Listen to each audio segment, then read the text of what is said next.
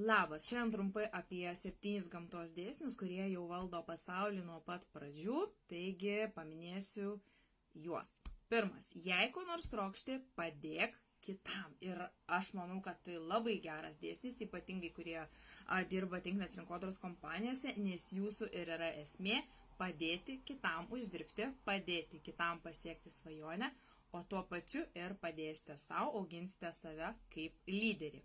Antra, elkis sąžiningai ir būk nepriekaištingas, netgi tada, kai tavęs niekas nemato, nes aš labai tikiu tokių dalykų kaip karma. Daugelis jūsų taip pat jie tiki, taip kad žiūrėkim, ką darom ir stebėkim save netgi pro padidinamąjį stiklą. Gyvenk šią akimirką. Ir aš čia turiu omenyje ne taip, kad šiandien gerai, o po manęs nors ir tvanas, bet daugelis žmonių nemoka mėgautis dabartimi, nemoka susikoncentruoti ir džiaugtis čia ir dabar.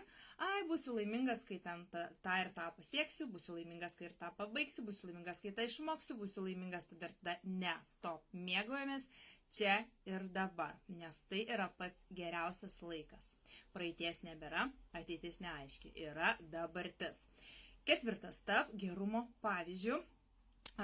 Aš tikiu, kad gerumas yra užkrečiamas ir jeigu mes norim aplink save kurti gerų žmonių bendruomenę, tai būkim gerų pavyzdžių patys ir užkrėskim juo kitus. Penktas, dirb taip gerai, kaip tik sugebi.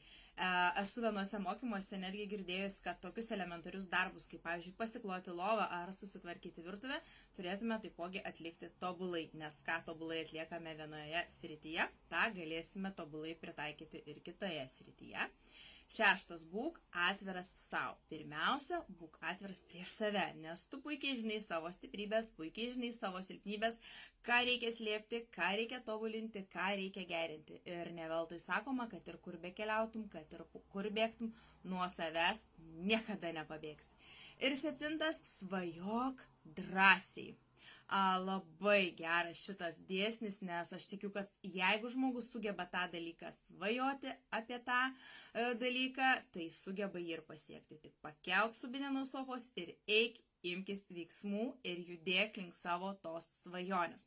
Aš tikiu, kad dauguma iš tų dėsnių jums jau yra gerai žinomi, bet ar bent vieną iš jų tu jau pritaikai gyvenime ir juo vadovaujasi?